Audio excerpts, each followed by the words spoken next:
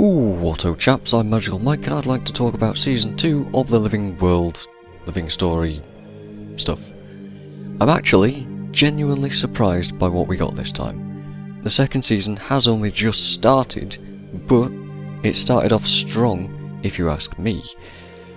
ArenaNet has this reputation for hyping up every single release and then ending up disappointing a lot of people, me included, and I tend to not get on board the whole hype train thing, so this time was no different.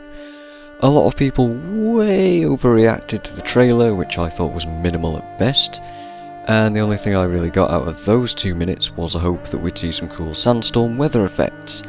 So imagine how happy I was when I saw it in game. I mean, seriously, I think that sandstorm looks really good during the day.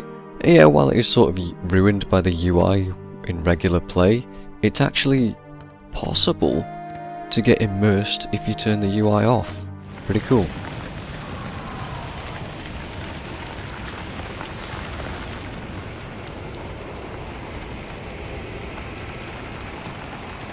Anyway, enough about that. We got a new map to explore, finally! I've been waiting for a new map to do regular stuff in for ages, because I've done map completion for leveling so many times. Six or seven times now. While Dry Top is quite a small map, it's also packed full of events, enemy variety, new mechanics, old mechanics, things to find and things to loot. It's impressive how much stuff they've managed to stick in such a small map, and it doesn't feel forced in, or too crowded, or too hard, or anything like that. I reckon they've managed to hit all the demographics quite well with this one, and it seems that there's something to do for everybody. There's stuff to collect with the 30 lost coins, which, by the way, I think might be 10 too many, but I still enjoyed the sense of achievement I got when I found all of them on my own, just like I did last time with the sky crystal thingies. There's a couple of challenge-like achievements, like beating the Hylic without falling off his battle rock thing. There's a jumping puzzle, which was pretty fun, although quite short. It was also semi-frustrating when lag factors into the crystals working properly, but it was still cool to get so high on the map and check out all the scenery below the clouds. And the dive achievement adds a small extra challenge to the puzzle as well. I always like having an objective to jump off high places in games. It's just fun to jump off something like that and survive. And as I was saying before, for the explorers there's a few immersive places to go and look around, as well as actual map completion objectives, like a skill point and a couple of vistas and points of interest and all that sort of stuff. I found myself wandering around just kind of taking in the sights and the new stuff quite a lot. Walking around the town, checking out all the caves, all the different sandy areas and rocky areas and heights and the verticality of the map and all sorts of stuff. I spent a lot of time in that map on the first day. But while you'll probably be done with all of Dry Top in 1, 2 or 3 days just casually roaming around, I still think that they've managed to fill the map with a lot of good stuff. Like the hidden llama, that's a good example. Why else would you find yourself travelling in that particular direction? I'm telling you, exploration in new maps is pretty fun. If this were all in, say, an old map like, I don't know, Brisbane Wildlands, like they could have done very easily, I'd be much less enthused by it all, and I'd be much less inclined to carry on playing it. So that's Dry Top, but what about the story and the instances? Well, I'm also happy to say that the story itself has managed to step up a notch. By having several steps included in this release, it allows the story to flesh itself out a lot more than normal. Trying to cram everything into 1 or 2 story steps like they've previously done results in a very shallow experience, so it's refreshing to actually follow the story quite literally as it travels around the map. Also, by having a couple of objectives to follow in the open world, adds a lot more than you'd actually think about.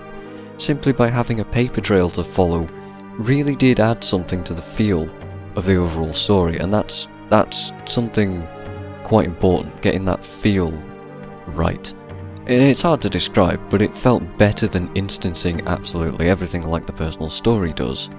The characters also got a bunch of opportunities to flesh themselves out too, well, apart from Brom and Rox, who were both entirely dull for the whole time, but I can't really blame them. They don't seem to be able to write Norns very well, which I'm kinda sad about, but what can you say? I think that Timey really stole the show this time, and thinking about it, I'm actually having trouble remembering what Marjorie and Casimir had to say now. Maybe I just feel like they were around more to allow for some more development, but I can't actually think of what they added now that I'm thinking about it. I don't know, but Timey definitely had a lot to say, and Brahman Rocks definitely did not. The instances themselves they're about average. The first time through they were interesting, and there's good variety in objectives, but I'll talk about why I'm hesitating about that in a minute. There's a defense instance to start with a simple boss fight with a golem at the end.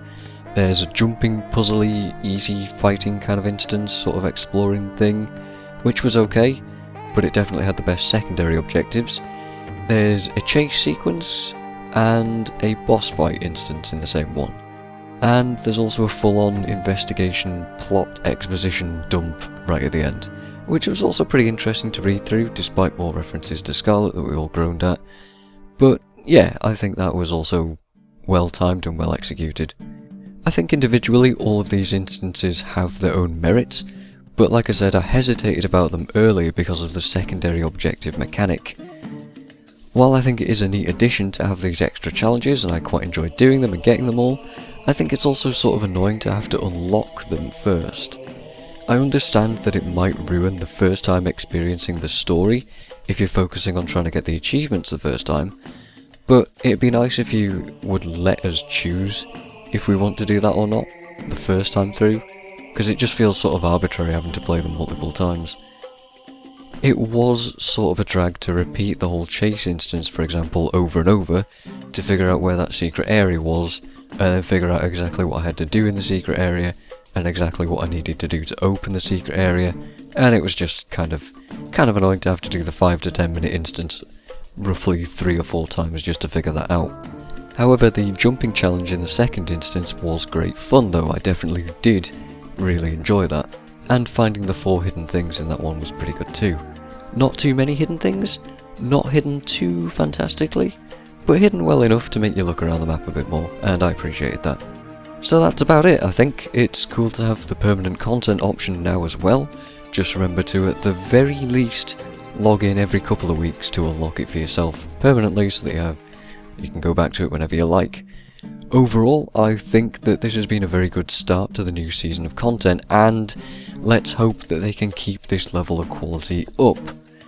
Thanks for watching, and I will see you guys in the next one.